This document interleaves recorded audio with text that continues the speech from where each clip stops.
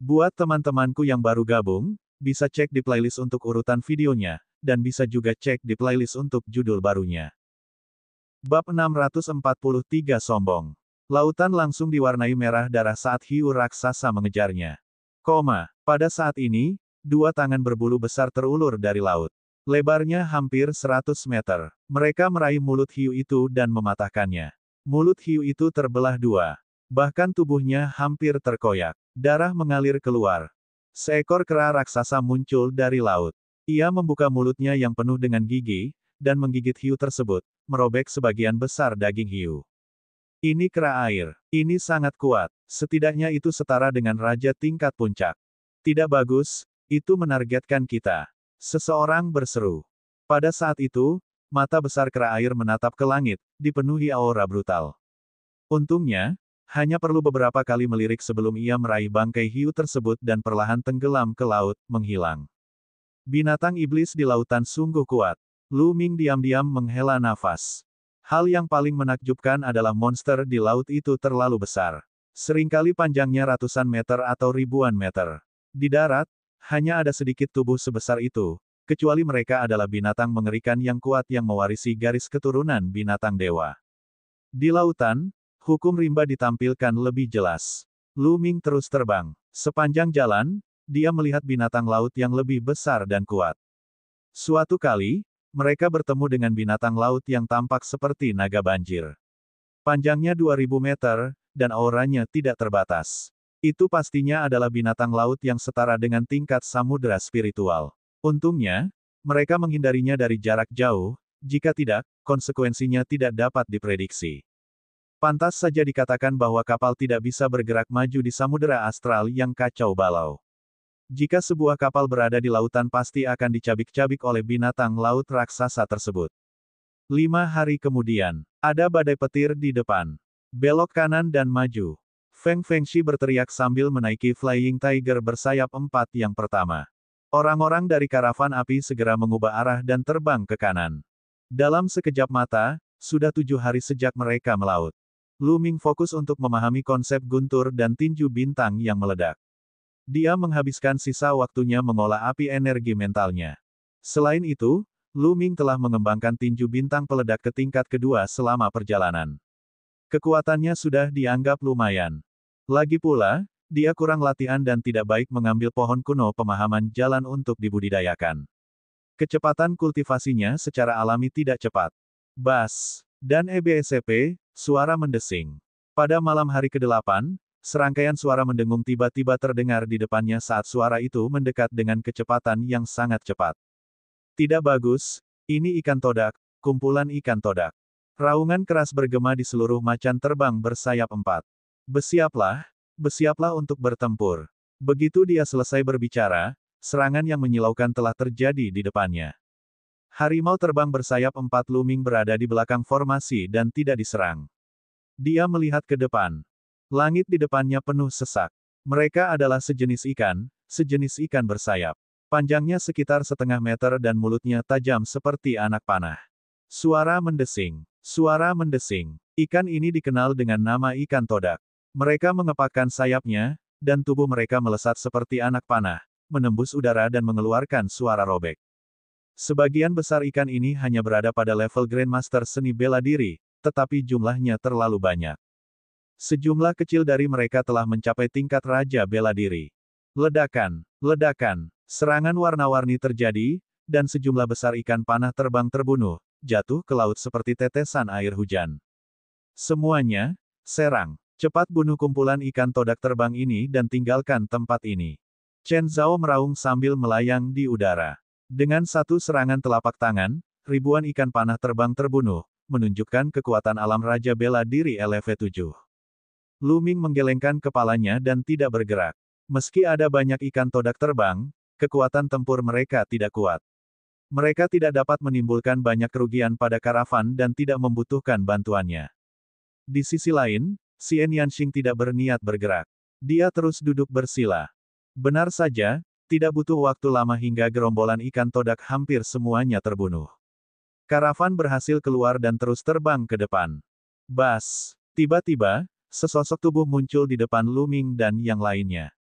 Itu adalah Chen Zhao. Pada saat itu, wajah Chen Zhao tampak semakin dingin. Dia menatap Lu Ming dan Xian Yanxing dan berkata, "Mengapa kalian berdua tidak bergerak sekarang?" Nada suaranya sangat tidak bersahabat, dan dia menanyainya dengan nada memerintah. Lu Ming mengerutkan kening. Dia tidak suka jika orang lain berbicara kepadanya dengan nada seperti itu. Oleh karena itu, dia tentu saja tidak terlihat bahagia. Dia berkata dengan acuh tak acuh, "Hanya beberapa ikan todak terbang, kita tidak perlu melakukan apapun. Saat kami dibutuhkan, kami akan menyerang secara alami." "Haha, aku tidak perlu kamu melakukan apapun. Lelucon apa? Menurut Anda adalah ahli yang tiada taranya. Konyol, menurutku kalian bahkan tidak berani menyerang, takut mati." Chen Zhao tertawa dan mengungkapkan ekspresi mengejek. Mata Xian Yanxing berkilat dingin. Lu Ming mengerutkan kening dan berkata dengan dingin, "Bukan urusanmu apakah kami ahli atau tidak. Selain itu, kami telah membayar kristal spiritual untuk perjalanan ini. Saya belum pernah mendengar ada aturan yang menyatakan bahwa kita harus mengambil tindakan." Ekspresi Chen Zhao membeku. Memang benar, tidak ada aturan yang menyatakan bahwa orang harus membayar kristal spiritual dan pergi bersama karavan. Faktanya, orang-orang seperti Lu Ming dan yang lainnya tidak perlu melakukan apapun. Hanya saja banyak orang yang mau membantu ketika menghadapi bahaya. Hal itu juga untuk mencegah karavan mendapat masalah dan bergegas ke tujuan secepatnya. Chen Zhao, cukup. Saat ini, Luo Xin terbang dan menegur mereka. Dia kemudian tersenyum pada Lu Ming dan pria lainnya. "Tuan Muda Lu, Nona Xie," Chen Zhao pemarah. "Saya harap Anda tidak keberatan." Xian Yanxing mendengus dingin. Lu Ming tersenyum tipis dan tidak mengatakan apapun. "Jika kamu lemah dan takut mati, katakan saja." Chen Zhao berkata dengan dingin dan pergi, terbang ke depan. "Tuan Muda Lu, Nona Xie, maafkan saya." Luo Xin tersenyum meminta maaf dan pergi. "Kamu meremehkanku." Xian Yanxing cemberut. Lu Ming tersenyum tipis dan menyentuh hidungnya. Bukan karena mereka tidak mau membantu, tapi dia sudah melihat bahwa ikan todak pada dasarnya tidak menimbulkan ancaman bagi karavan. Tidak peduli apakah mereka membantu atau tidak, jadi mereka tidak membantu. Jika karavan menghadapi krisis yang tidak dapat mereka atasi, mereka tentu tidak akan berdiam diri dan tidak melakukan apapun. Gangguan kecil berlalu begitu saja, dan karavan terus bergerak maju. Dalam sekejap mata, 2 hari berlalu. Pada malam hari ke-10, sebuah pulau kecil muncul di hadapan mereka. Di depan adalah pulau terjemahan. "Ayo turun dan istirahat malam ini. Kami akan berangkat besok." Suara Luo Xin terdengar. Harimau terbang bersayap 4 telah terbang selama 10 hari. Betapapun kuatnya, ia tetap lelah dan perlu istirahat. Ia tidak bisa terus terbang. Harimau terbang bersayap 4 meraung dan terbang menuju pulau di bawah. Pulau ini tidak besar, dengan radius sekitar 1000 mil. Awalnya tempat ini adalah tempat istirahat beberapa karavan. Mereka mendarat di sebuah alun-alun besar di pulau itu. "Manajer Yan, kamar dagang api ada di sini. Tolong siapkan makanan enak untuk kami." Seorang pria kekar terbang turun dari karavan api dan berteriak. Rumah-rumah batu besar dibangun di sisi alun-alun. Dulu, karavan yang lewat akan beristirahat di sini dan makan sesuatu. Namun, tidak ada yang merespon setelah pria kekar itu memanggil. Bab 644 Bajak Laut Bloodfiend. Apa yang terjadi hari ini? Di masa lalu, manajer Yan akan menyambut kami dengan penuh perhatian bahkan sebelum kami mendarat. Mengapa tidak ada seorang pun di sini hari ini? Kata Chen Zhao sambil mengerutkan kening. Luo Xin juga mengerutkan kening dan wajahnya tiba-tiba berubah. Tidak bagus, ada masalah. "Ayo cepat pergi. Pergi, cepat pergi." Jelas, beberapa orang yang lebih berpengalaman juga memikirkan sesuatu dan berseru. "Hahaha, sudah terlambat untuk berangkat sekarang. Kalian semua bisa tinggal." Sebuah cibiran terdengar. Kemudian, suara udara yang terkoyak terdengar. Sosok-sosok muncul dari segala arah alun-alun. Ada lebih dari 1000 orang, berdiri di udara dan mengelilingi karavan api. "Bajak laut, ini bajak laut." Seseorang berseru. Wajah Luo Xin dan yang lainnya juga menjadi gelap. Di samudera astral yang kacau, bajak laut adalah yang paling menakutkan. Lautan astral yang kacau awalnya merupakan tempat berkumpulnya beberapa iblis. Para iblis di tanah terlantar timur yang tidak dapat bertahan lagi akan pergi ke samudera astral yang kacau, dan tidak ada yang bisa menemukan mereka. Bajak laut-lautan astral yang kacau bahkan lebih ganas daripada yang paling ganas. Mereka secara khusus membunuh tim pedagang yang lewat dan menyita sumber daya budidaya mereka. Metode mereka sangat kejam dan tidak ada yang selamat. Bahkan ada beberapa bajak laut yang mengembangkan teknik budidaya jahat yang membutuhkan pembantaian, darah, dan bahkan jiwa prajurit untuk mengolahnya. Semuanya, kami dari Kamar Dagang Api. Saya harap Anda bisa memberi kami sedikit wajah. Saya memahami peraturannya. Aku akan memberimu 1 juta kristal spiritual tertinggi sebagai imbalan atas kepergian kita. Bagaimana dengan itu? Petik 2. Luo Xin terbang keluar dan ingin berdiskusi dengan pihak lain. Kamar Dagang Api dianggap sebagai kamar dagang besar di samudera astral yang kacau balau. Ia cukup kuat dan terkenal. Beberapa bajak laut akan memberikan sedikit perhatian ketika mereka mendengarnya. Sayangnya, Luo Xin salah. Dari sisi lain, seorang pria kekar dengan bekas luka pisau di wajahnya terbang keluar. Matanya mengamati tubuh montok Luo Xin dengan tatapan berapi-api dan mencibir. Apakah kamu pikir kamu dapat memecat kami hanya dengan 1 juta kristal spiritual tertinggi? Menurutmu kami ini pengemis? Petik 2. Bagaimana kalau begini, kamu bisa menyimpan setengah dari seluruh barang yang kamu punya saat ini. Juga, kamu bisa melayaniku untuk 1 malam. Jika saya puas dengan layanan Anda, saya dapat mempertimbangkan untuk membiarkan Anda pergi. Setelah mengatakan itu, pria dengan bekas luka pisau itu menjilat bibirnya, dan matanya penuh. Wajah Luo Xin menjadi pucat. Kamu sedang bermimpi. Jangan berpikir bahwa Anda bisa mengalahkan kami. Anda hanya memiliki 1000 orang, dan kami memiliki lebih banyak orang daripada Anda. Kalau kita benar-benar bertarung, belum tentu siapa yang menang. Teriak Chen Zhao, amarahnya melonjak. Hahaha, jadi bagaimana jika kamu memiliki lebih banyak orang daripada kami? Di mata saya, mereka semua adalah domba yang menunggu untuk disembelih. Nak, izinkan aku memberitahumu, bajak laut iblis darah kami tidak pernah mengandalkan angka untuk menang. Pria dengan bekas luka pisau itu tertawa menghina. Apa, kamu berasal dari bajak laut Vien? Luo Xin, Chen Zhao, dan banyak orang di tempat kejadian mengalami perubahan ekspresi yang drastis. Wajah mereka dipenuhi ketakutan. Tampaknya bajak laut Blood Vien sangat terkenal. Hehe, sepertinya kamu pernah mendengar tentang Blood Vien Pirates sebelumnya. Anda harus tahu bahwa kami selalu kejam. Hari ini, suasana hatiku sedang baik, jadi aku akan melepaskanmu. Selama kamu melayaniku dengan baik dan meninggalkan setengah dari barangmu, aku akan melepaskanmu. Pria dengan bekas luka pisau itu mencibir. Ekspresi Chen Zhao terus berubah, tetapi dia tidak melanjutkan berbicara. Jangan pernah memikirkannya, Nona. Aku akan melakukan yang terbaik untuk mengantarmu keluar nanti. Anda tidak bisa mempercayai darah bajak laut Vien. Bahkan jika kita menyetujui persyaratan mereka, mereka akan menarik kembali kata-kata mereka. Seorang lelaki tua keluar dari belakang Luo Xin, memancarkan aura yang kuat. Tetua ini adalah Raja Tingkat Puncak. Orang tua, kamu ingin mengirimnya keluar sendiri. Berhenti bermimpi. Pria dengan bekas luka pisau itu mencibir, dan aura kuat menyebar dari tubuhnya. Raja Tingkat Puncak. Pria kekar ini sebenarnya adalah Raja Tingkat Puncak juga.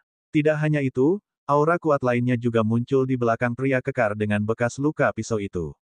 Dia juga seorang Raja Tingkat Puncak. Bajak laut Vien yang berdarah telah mengirimkan 2 Raja Tingkat Puncak. Hati semua orang tenggelam. Hanya ada 1 Raja Tingkat Puncak di karavan api, dan dia biasanya tidak menyerang untuk berjaga-jaga. Kelompok bajak laut biasa jarang memiliki raja prajurit puncak, tetapi kelompok bajak laut iblis darah adalah kelompok bajak laut yang sangat kuat di samudera astral yang kacau balau. Itu normal bagi mereka untuk memiliki raja prajurit puncak, tapi dia tidak menyangka 2 orang akan datang sekaligus. Aku memberimu kesempatan, tapi kamu tidak menginginkannya. Sekarang kamu tidak punya kesempatan. Mata pria dengan bekas luka pisau itu berkedip-kedip dengan cahaya yang ganas dan haus darah, dan aura di tubuhnya menjadi semakin kuat. Membunuh. Lumpuhkan budidaya remaja putri dan tinggalkan mereka. Bunuh sisanya. Pria yang terluka karena pisau itu meraung. Membunuh. Membunuh. Bajak laut iblis darah meraung, aura pembunuh mereka memenuhi udara. Dari aura mereka, semua orang di bajak laut Bloodvian berlumuran darah dan telah melalui banyak pertempuran. Orang seperti ini memiliki pengalaman bertarung yang kaya. Seniman bela diri biasa bahkan akan merasa tidak nyaman dan kekuatan tempur mereka akan melemah jika mereka ditekan oleh ki yang sangat buruk dari pihak lain. Bas. Dan EBSCP, suara mendesing. Serangkaian suara meraung saat mereka bergegas menuju kamar dagang api. Chen Zhao, bawa wanita muda itu dan keluar dari pengepungan. Aku akan memblokirnya. Raja kamar dagang api tingkat puncak meraung dan bergegas menuju pria yang memiliki bekas luka itu. Orang tua, pergilah ke neraka. Mata pria berwajah bekas luka itu sangat dingin. Dengan pedang berwarna merah darah di tangannya, dia menebas, dan sungai darah yang besar mengalir ke arah lelaki tua kamar dagang api. Pedang pemecah bintang. Orang tua dari kamar dagang api mengayunkan pedangnya ke depan. Bintik-bintik cahaya bintang memenuhi udara saat dia menyerang lawannya. Ledakan. Dengan ledakan yang keras, tubuhnya bergetar dan dia mundur dengan cepat. Dengan satu gerakan, dia jatuh ke tanah. Luo Xin dan yang lainnya bahkan lebih putus asa. Kamu ingin menghentikanku dengan kekuatan tempur kecil ini. Kamu benar-benar mencari kematian. Pria dengan bekas luka pisau itu mencibir. Ayo, kalian cepat pergi. Orang tua itu berteriak pada Luo Xin dan yang lainnya. Hehe, pergi, kemana? Sebuah cibiran terdengar dan sosok setinggi tiang bambu muncul di depan Luo Xin. Aura di tubuhnya tak terduga. Orang ini adalah Raja Bajak Laut Iblis Darah tingkat puncak lainnya. Wajah Luo Xin, Chen Zhao, dan yang lainnya seputih kertas, dan hati mereka seperti abu mati. Saat ini, jeritan terdengar dari segala arah. Bajak Laut Vian yang berdarah berada di atas angin. Orang-orang dari kamar dagang api dibunuh. Adik kelima, gadis kecil ini sungguh lumayan.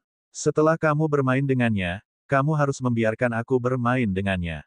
Pria kurus itu memandang Luo Xin, matanya bersinar dengan cahaya yang menyala-nyala. Baiklah, saudara keenam, karena kamu menyukainya, tentu saja bisa. Pria dengan bekas luka pisau itu mencibir. Tubuh Luo Xin mulai bergetar. Sial, sial, jika kakakku ada di sini, dia pasti bisa membunuh mereka dengan mudah. Chen Zhao meraung pelan. Mati. Kemudian, lelaki yang terluka karena pisau itu menebas lelaki tua itu lagi. Ledakan. Tubuh lelaki tua itu didorong kembali, dan darah mengalir keluar dari mulutnya. Di antara tingkatan raja tingkat puncak, ada perbedaan besar dalam kecakapan bertarung. Jelas sekali, lelaki yang terluka karena pisau itu lebih kuat dari lelaki tua itu. Orang tua, aku akan membunuhmu dengan 3 tebasan lagi. Pria dengan bekas luka pisau itu mencibir.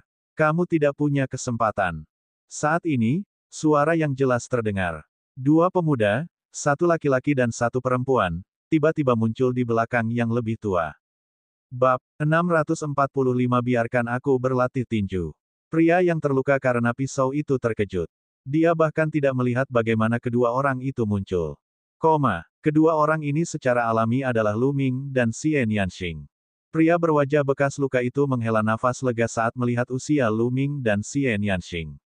Seberapa besar ancaman yang bisa ditimbulkan oleh 2 pemuda berusia 20-an. Sepertinya dia terlalu ceroboh sebelumnya dan tidak memperhatikan mereka. Itu mereka, Luo Xin, Chen Zhao, dan yang lainnya juga melihat Lu Ming dan Xie Nianxing. Apa yang mereka berdua lakukan di sini? Apakah kamu ingin mati? Chen Zhao mau tidak mau bertanya. Tuan Muda Lu, dalam situasi ini, kamar dagang api bahkan tidak bisa melindungi diri mereka sendiri. Mereka juga tidak bisa melindungimu. Anda sebaiknya lari untuk hidup Anda. Jika beruntung, Anda mungkin bisa melarikan diri. Buru-buru. Karakter Luo Xin tidak buruk. Saat ini, dia masih bisa memikirkan orang lain. Pergi, tidak satu pun dari mereka yang bisa pergi. Haha, sebenarnya ada keindahan seperti itu di dunia. Sungguh beruntung. Pada saat ini, mata pria berwajah bekas luka itu tertuju pada tubuh Xie Nianxing, terbakar api. Kakak kelima, yang sebelumnya milikmu, gadis ini milikku. Mata pria kurus itu serupa. Dia menatap Xie Nianxing, bola matanya hampir rontok. Itu terlalu indah, terlalu indah. Luo Xin dianggap cantik-cantik, tetapi dibandingkan dengan Xie Nianxing, dia bukanlah siapa-siapa. Mereka terus menghela nafas dan bersukacita. Keberuntungan mereka hari ini terlalu bagus. Luo Xin menghela nafas. Ini sudah berakhir. Xian Yanxing sangat cantik. Sekarang dia telah diincar oleh dua raja tingkat atas dari bajak laut iblis darah. Bagaimana dia bisa melarikan diri? Alis Xian Yanxing berkerut, matanya dipenuhi niat membunuh. Kalian semua akan mati. Suara dingin Xian Yanxing mengejutkan semua orang. Xian Yanxing sebenarnya ingin membunuh dua raja bajak laut tingkat atas. Sungguh sebuah lelucon. King kecil, serahkan kedua orang ini padaku. Saya mencari seseorang untuk berlatih seni tinju saya. Pergilah bantu yang lain. Lu Ming berkata pada Xian Yanxing. Mata dingin Xian Yanxing menyapu pria dengan bekas luka pisau dan pria kurus. Baiklah, aku akan menyerahkannya padamu. Jangan bunuh mereka dengan mudah, aku akan melakukannya.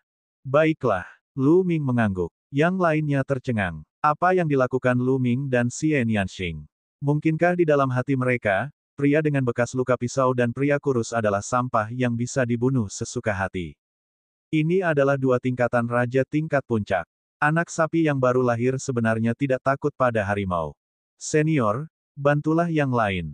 Serahkan keduanya padaku. Lu Ming melangkah maju dan berkata kepada raja tingkat puncak dari kamar dagang api. Ini, orang tua itu juga sedikit terkejut. Berat, kamu mencoba menjadi pahlawan di kepalaku. Itu kesalahanmu. Mati. Pria berwajah bekas luka itu berteriak dengan dingin dan menebaskan pedangnya ke arah Lu Ming. Sinar pedang berwarna merah darah bersiul di udara dan menebas kepala Lu Ming. Kekuatannya lebih kuat dari sebelumnya. Hati-hati, Luo Xin tanpa sadar berseru. Aku akan menggunakan kalian sebagai latihan. Bibir Lu Ming membentuk senyuman dingin saat dia melayangkan pukulan. Ruangan itu bergetar karena tinju bintang yang meledak. Cahaya tinju merah menyala melesat ke arah pedang. Cahaya pria yang terluka karena pisau seperti meteor. Kemanapun pancaran tinju itu lewat, udara langsung berubah menjadi cair karena keganasannya. Cairan itu melilit pancaran kepalan tangan dan bertabrakan dengan pancaran pedang. Ledakan. Dengan suara yang memekakkan telinga, cahaya pisau dari pria yang memiliki bekas luka pisau itu langsung hancur dan menghilang tanpa bekas. Tidak hanya itu, sisa cahaya tinju juga mengenai pria yang terluka karena pisau itu dan memaksanya mundur. Ini, mata Luo Xin, Chen Zhao, dan yang lainnya hampir keluar, dan mulut mereka terbuka lebar saat mereka menatap kosong.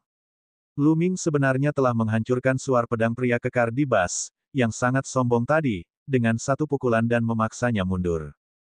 Bagaimana kekuatan tempur Lu Ming bisa begitu menakutkan? Pakar, ini adalah pakar top. Ekspresi pria berwajah bekas luka itu juga berubah drastis. Dia tidak pernah menyangka Lu Ming memiliki kekuatan tempur yang begitu kuat. Kemarilah. Pada saat ini, Lu Ming melayangkan pukulan. Sinar kepalan tangan yang menyilaukan menembus kehampaan dan menuju ke tiang bambu tipis. Pria kurus itu ingin menghentikan Xian Yanxing, tetapi Lu Ming dengan cepat menepinya. Tidak mudah menemukan beberapa target pelatihan. Sayang sekali jika Xian Yanxing membunuhnya dalam satu gerakan.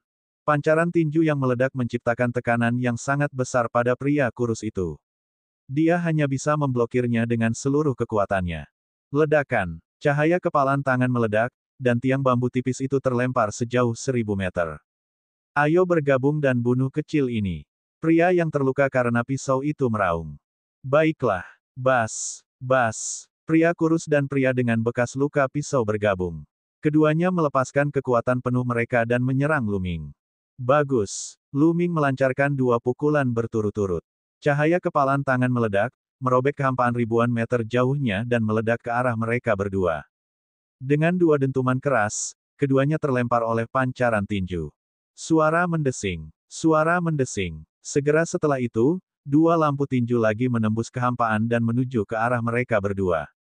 Energi tinju sepertinya tidak ada habisnya. Pria dengan bekas luka pisau dan pria kurus benar-benar tertekan dan berada dalam posisi yang dirugikan. Ini adalah hasil dari Lu Ming yang menekan esensi klasiknya dan tinju bintangnya yang meledak-ledak. Kalau tidak, dia akan dibunuh oleh Lu Ming. Medan kekuatan setan langit. Di sisi lain, suara Xian Yanxing terdengar. Dia menekan tangannya ke bawah dan medan kekuatan iblis langit yang menakutkan menutupi 1000 meter. Semua bajak laut Vian berdarah, terlepas dari apakah mereka raja tahap akhir atau raja biasa, dipotong-potong dan mati. Luo Xin dan yang lainnya tercengang. Jenius. Saya tidak menyangka bahwa kami akan memiliki dua orang jenius yang tiada taranya di tim kami kali ini. Kami sangat beruntung. Tetua di puncak kerajaan raja menghela nafas, wajahnya dipenuhi kegembiraan. Ya, aku benar-benar tidak menyangka ini. Luo Xin juga menghela nafas. Adapun Chen Zhao, dia merasakan wajahnya terbakar. Dia memikirkan apa yang terjadi 2 hari lalu. Pada saat itu, dia menunjuk ke arah Lu Ming dan Xian Yanxing, mengatakan bahwa mereka takut mati dan tingkat kultivasi mereka rendah, sehingga mereka tidak berani menyerang. Sekarang dia memikirkannya, setiap kata yang dia ucapkan seperti tamparan di wajahnya. Lu Ming benar. Mereka tidak bergerak. Dalam keadaan seperti itu, mereka tidak perlu bergerak. Ketika ada kebutuhan, mereka dengan sendirinya akan bergerak. Namun, dia mengejek Lu Ming. Sial, kamu membuatku kehilangan muka. Bukankah itu hanya raja tingkat puncak? Kakakku jauh lebih kuat dari mereka. Chen Zhao merasa agak kesal. Dia merasa Lu Ming telah mempermalukannya. Ayo serang bersama dan bunuh bajak laut iblis darah ini. Sosok lelaki tua itu melintas saat dia menyerbu menuju darah bajak laut Vien. Pemberitahuan untuk penyebutan kata LV, itu artinya level. Dengan bantuan lelaki tua itu dan Xian Yanxing, bajak laut iblis darah terbunuh dalam jumlah besar. Terutama Xian Yanxing, setelah medan kekuatan iblis langit dilepaskan, sekelompok besar bajak laut diselimuti dan tidak ada cara untuk melarikan diri. Semakin banyak darah yang dilawan oleh bajak laut Vien, mereka menjadi semakin ketakutan. Ki jahat dari sebelumnya sudah mereda, dan yang tersisa hanyalah rasa takut. Mundur, mundur. Musuh memiliki terlalu banyak raja tingkat puncak. Beberapa dari bajak laut Vien berdarah berteriak. Mereka sudah kehilangan semangat juang. Saat semangat juang mereka menghilang, kekuatan tempur mereka menjadi lebih lemah, dan lebih banyak orang terbunuh. Kamar dagang api berada di atas angin. Bab 646 sari darah dalam jumlah besar. Membunuh. Banyak orang di kamar dagang api berteriak. Mata mereka merah karena pembunuhan. Mereka mengira akan mati hari ini, namun situasinya tiba-tiba berbalik, dan semangatnya tinggi. Hanya dalam beberapa menit, beberapa ratus bajak laut Blood Vien telah terbunuh. Akhirnya, bajak laut Vien yang berdarah itu roboh dan mundur. Xian Yanxing dan yang lainnya mengejarnya dengan liar, meninggalkan sejumlah besar mayat di sepanjang jalan. Dari 1000 bajak laut Blood Vien, setidaknya 800 orang terbunuh. Hanya 1 atau 200 yang berhasil melarikan diri.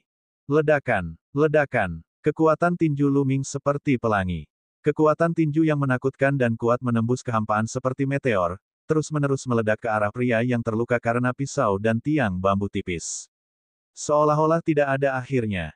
Pria dengan bekas luka pisau dan pria kurus sudah gemetar, dan darah mengucur dari mulut dan hidung mereka. Organ dalam mereka telah terluka oleh kekuatan tinju Lu Ming. Memuaskan, memuaskan. Lu Ming merasa sirkulasi tinju bintang yang meledak menjadi semakin lancar. Itu jauh lebih nyaman daripada saat dia memahaminya sendiri. Lu Ming bisa merasakan bahwa tingkat tinju bintang yang meledak mendekati tingkat ketiga. Budidaya teknik bela diri masih membutuhkan perjuangan yang hebat. Pria yang terluka karena pisau dan pria kurus menyaksikan orang-orang mereka terbunuh atau melarikan diri. Yang lainnya, seperti Xian Yanxing dan lelaki tua dari kamar dagang api, bergegas kembali. Hati mereka tenggelam. Mereka tahu bahwa kemungkinan besar mereka akan dikutuk hari ini. Brengsek, bahkan jika aku mati hari ini, aku tidak akan membiarkanmu bersenang-senang. Ayo mati bersama. Pria dengan bekas luka pisau itu meraung dengan aura pembunuh. Di samudera astral yang kacau, mereka terbiasa melihat hidup dan mati, dan sering kali berjalan di ambang hidup dan mati. Pada saat ini, keganasan mereka dengan raungan yang keras, ki di tubuh mereka tiba-tiba menjadi ganas. Ayo mati bersama. Aura di tubuh pria kurus itu pun menjadi ganas. Tidak bagus, mereka akan menghancurkan dirinya sendiri. Orang tua dari kamar dagang api berseru. Cepat mundur, cepat mundur. Chen Zhao dan yang lainnya, yang menyaksikan pertempuran dari segala arah, berteriak ngeri. Penghancuran diri seorang raja tingkat puncak sangatlah mengerikan, dan segala sesuatu dalam jarak 100 mil akan terpengaruh. Kamu ingin menghancurkan diri sendiri. Apakah aku mengizinkannya? Mata Lu Ming menjadi dingin dan inti esensialnya meledak dengan liar. Inti penting Lu Ming sangat kuat sekarang. Setelah meledak, kedua kekuatan tinju itu segera menjadi sangat menakutkan. Mereka langsung menghancurkan kehampaan dan membombardir pria yang terluka karena pisau dan tiang bambu tipis itu. Sebelum keduanya bisa menghancurkan dirinya sendiri, mereka langsung terkoyak oleh kekuatan yang menakutkan. Mereka bahkan tidak punya waktu untuk mengeluarkan jeritan darah yang mengental. Bas! Tubuh Luming bergerak dan dia melewati mereka. Dia melahap esensi darah mereka dan menyimpan cincin penyimpanan mereka. Tentu saja, Luming melahap esensi darahnya dengan sangat hati-hati. Kekuatan melahap digunakan di telapak tangannya dan esensi darah diserap. Kemudian, sosok Luming melintas melewati mayat-mayat itu dan dia melahap semua sari darahnya. Ada hampir 800 orang, dan 2 hingga 300 di antaranya adalah Raja Bela Diri. Esensi darah ini terlalu kaya, bagaimana dia bisa melewatkannya? Luo Xin, Chen Zhao, dan yang lainnya tercengang. Dua raja tingkat puncak dibunuh oleh Lu Ming begitu saja. Setelah beberapa lama, sorak-sorai yang memekakkan telinga muncul. Sebagian besar orang bersorak, terutama orang-orang dari kamar dagang api.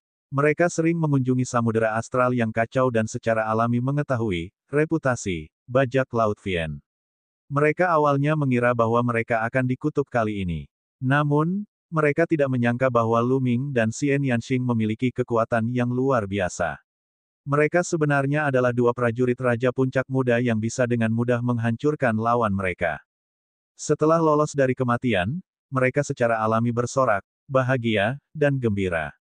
Saya pernah mendengar bahwa banyak pemuda jenius yang memasuki samudera astral yang kacau untuk berlatih. Beberapa dari mereka bahkan adalah orang-orang jenius yang tiada taranya dalam daftar 1000 talenta terbaik. Mungkinkah keduanya adalah orang jenius dalam daftar? Aku tidak tahu. Saya tidak tahu siapa namanya. Menurutku, meski dia tidak masuk dalam daftar 1000 talenta terbaik, dia mendekati level itu. Gelombang diskusi terdengar dari sekitar.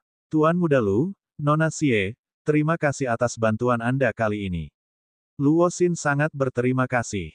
Luo Xin berjalan ke arah Lu Ming dan Xian Yanxing dan membungkuk. Nona Luo Xin, kamu tidak perlu bersikap sopan. Saya akan tetap mengatakan hal yang sama.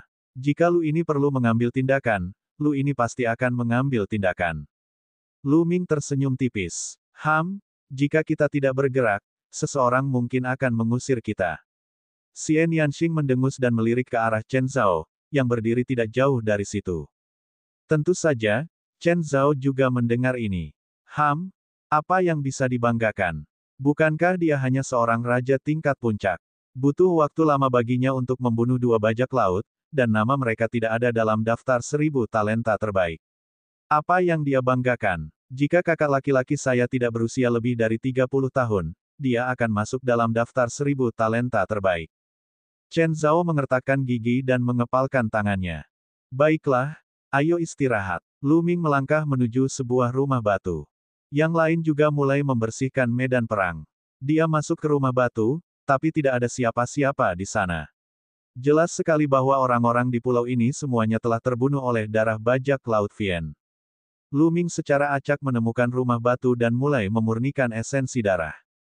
Esensi darah dari dua raja tingkat puncak, lebih dari 10 raja tingkat akhir, dan ratusan seniman bela diri dari berbagai tingkatan sangatlah kaya.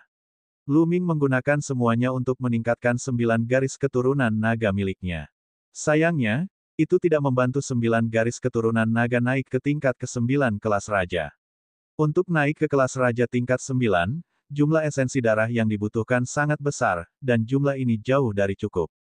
Malam berlalu dengan lancar. Keesokan paginya, ketika macan terbang bersayap 4 hampir selesai beristirahat, semua orang berangkat lagi ke Pulau Pasir Emas.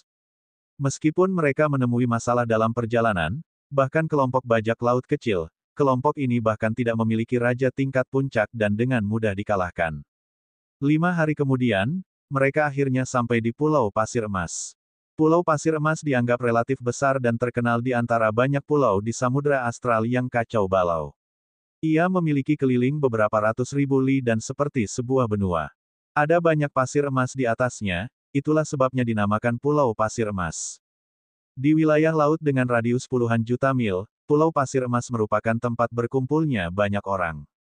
Ada banyak kekuatan di sini, dan setidaknya puluhan juta prajurit berkumpul di sini. Bisa dikatakan ada banyak master. Bahkan ada beberapa ahli alam lautan jiwa, tetapi mereka biasanya tidak menunjukkan wajah mereka. Harimau terbang bersayap 4 dari kamar dagang api mendarat di pantai emas yang luas. Tuan Muda Lu, Nona Xie, ini pasti pertama kalinya bagimu di Pulau Pasir Emas, kan? Kamar dagang api memiliki benteng besar di Pulau Pasir Emas. Mengapa kita tidak pergi ke sana dan melihatnya? Saya akan menjadi tuan rumah dan mengajak Anda berkeliling. Luo Xin berjalan ke arah Lu Ming dan Xian Yanxing dan tersenyum. Terima kasih, Nona Luo Xin, tapi kami berdua masih memiliki hal lain yang harus dilakukan. Kita akan ngobrol lagi lain kali. Lu Ming menolak. Oh, kalau begitu, lain kali saja. Tapi Tuan Muda Lu, Nyonya Xie, lautan astral yang kacau berbeda dari dunia luar. Di sini, tidak ada hukum atau ketertiban. Jika Anda bergerak, akan terjadi pembantaian. Kalian berdua harus berhati-hati. Luo Xin memperingatkannya dengan baik. Terima kasih, Nona Luo. Selamat tinggal. Setelah itu, Lu Ming dan Xian Yanxing mengucapkan selamat tinggal dan menuju Pulau Pasir Emas. Bab 647 Darah berceceran di mana-mana. Melihat mereka berdua pergi, Luo Xin menghela nafas dan berkata, sayang sekali. Alangkah baiknya jika orang jenius seperti itu bisa digunakan oleh kamar dagang api. Nona muda, itu tidak mungkin. Keduanya masih sangat muda, tetapi mereka telah mencapai puncak kerajaan. Mereka pastilah pewaris suatu kekuatan besar. Dalam beberapa tahun, mereka bahkan mungkin masuk dalam daftar 1000 talenta terbaik. Masa depan mereka tidak terbatas. Bagaimana kamar dagang api kita bisa mengundang orang-orang seperti itu? Petik 2. Raja tingkat puncak dari kamar dagang api berjalan ke samping dan berkata dengan lembut. Tetua Wu, kamu menganggap mereka terlalu tinggi. Menurut saya, kekuatan tempur mereka hanya rata-rata. Adikku pasti bisa mengalahkan mereka dengan mudah. Mereka hanya beruntung dilahirkan di negara besar dan mengandalkan sumber daya dalam jumlah besar untuk mencapai basis budidaya mereka. Ada banyak orang seperti mereka di negara-negara besar itu, jadi mereka pasti tidak akan bisa masuk dalam daftar 1000 talenta terbaik. Chen Zhao berjalan dan mencibir. Dia masih sangat tidak senang dengan Lu Ming. Luo Xin menghela nafas. Chen Zhao berpikiran terlalu sempit, dia tidak akan bisa berbuat banyak. Lu Ming dan Xian Yanxing naik ke udara dan terbang menuju pedalaman Pulau Pasir Emas.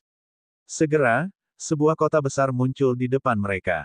Keduanya terbang menuju kota. Kota ini tidak dijaga oleh siapapun. Orang-orang datang dan pergi, terbang ke sana kemari, dan suasananya sangat ramai. Saat Lu Ming dan Xian Yanxing mendekati gerbang kota, mereka langsung menarik banyak perhatian. Sebagian besar tatapan ini berasal dari pria kekar. Orang-orang ini kekar dan kuat. Mereka bahkan tidak repot-repot menyembunyikan aura pembunuh mereka saat mereka menatap Xian Yanxing dengan mata berapi-api. Tidak hanya ada pria parubaya berotot, tapi ada juga beberapa pria tua berambut putih. Mata mereka juga terbakar saat melihat Xian Yanxing. Xian Yanxing mengerutkan kening. Lu Ming tersenyum pahit dan menyentuh hidungnya. Pesona Xian Yanxing terlalu luar biasa. Dia akan menarik perhatian kemanapun dia pergi. Namun, Lu Ming tidak bisa menghentikan orang lain untuk menonton. Jika seseorang ingin melangkah lebih jauh, tinju Lu Ming pasti sudah lama terasa gatal. Mereka berdua tidak bisa diganggu dengan tatapan dari sekeliling dan berjalan ke kota. Di kota, pertokoan membentuk hutan dan semakin semarak. Di kiri kanan jalan banyak terdapat kios-kios yang menjual berbagai barang aneh. Saya tidak menyangka akan ada begitu banyak prajurit di Pulau Pasir Emas. Lu Ming berpikir dalam hati. Pemberitahuan untuk penyebutan kata LV, artinya level. Selain itu, Lu Ming memperhatikan bahwa kualitas prajurit di Pulau Pasir Emas sangat tinggi. Hampir tidak ada yang lemah.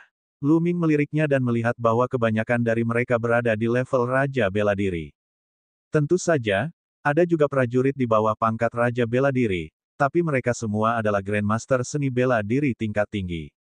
Yang lebih lemah tidak berani berjalan. Tidak mengherankan. Di seluruh hutan belantara timur, banyak seniman bela diri yang sangat kejam dan jahat, atau mereka yang berlatih seni bela diri jahat, datang ke lautan astral yang kacau balau. Hal ini menyebabkan samudera astral yang kacau memiliki jumlah ahli yang sangat banyak. Jumlah ahli di Samudera Astral yang kacau jauh melebihi jumlah sebagian besar wilayah besar. Martial King ada di mana-mana. Nak, apa maksudmu? Saya pertama kali melihat sepotong besi dingin laut dalam ini. Apa artinya ini? Kamu mau mati? Menurutku kaulah yang ingin mati. Jadi bagaimana jika kamu menyukainya? Sepotong besi dingin laut dalam ini, aku menginginkannya. Di depan sebuah warung, dua pria berbadan besar berusia 40-an mulai bertengkar. Kamu sedang mencari kematian. Dengan suara gemuruh yang keras, salah satu pria kekar itu mengeluarkan pedangnya dan menebas pria lain. Kaulah yang akan mati. Sebuah tombak panjang muncul di tangan pria itu. Tombak panjang itu berubah menjadi kilatan petir dan menembus tenggorokan pria di depannya. Pria itu meraung dan jatuh ke tanah. Kamu benar-benar mencari kematian. Kamu masih ingin bertarung dengan lelaki tua itu demi besi dingin laut dalam. Pria dengan tombak panjang itu meletakkan tombaknya dan mengambil cincin penyimpanan pria itu sebelum melihat ke arah pemilik kios lagi. Besi dingin laut dalam adalah milikku, kata pria kekar itu. Baiklah. Pemilik kios tersenyum dan menyerahkan sepotong logam kepada pria kekar itu. Adapun kematian satu orang, dia tidak menganggapnya aneh sama sekali. Orang-orang di sekitarnya juga sama. Mereka hanya melihat sekilas lalu kembali ke urusan masing-masing seolah-olah ini adalah hal biasa. Tidak lama kemudian, beberapa Men in Black muncul dan membawa pergi mayat tersebut. Lu Ming dan Xian Yanxing melirik sekilas dan terus berjalan. Pencuri tua, kamu berani menyentuh wanitaku. Mati. Dia baru mengambil beberapa langkah ketika raungan keras terdengar di depannya. Seorang pria berusia 30-an telah membelah seorang lelaki tua menjadi dua dengan kapak. Orang-orang di sekitar hanya melihat sekilas dan kembali ke urusan mereka masing-masing. Samudera astral yang kacau, memang samudera astral yang kacau. Situasinya cukup kacau sehingga membunuh orang adalah kejadian biasa. Perkataan yang tidak setuju akan menyebabkan darah berceceran. Ayo cari restoran dan makan.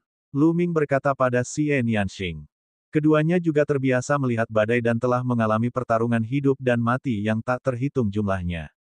Secara alami, mereka cepat terbiasa. Xian Yanxing mengangguk dan mereka berdua berjalan menuju sebuah restoran.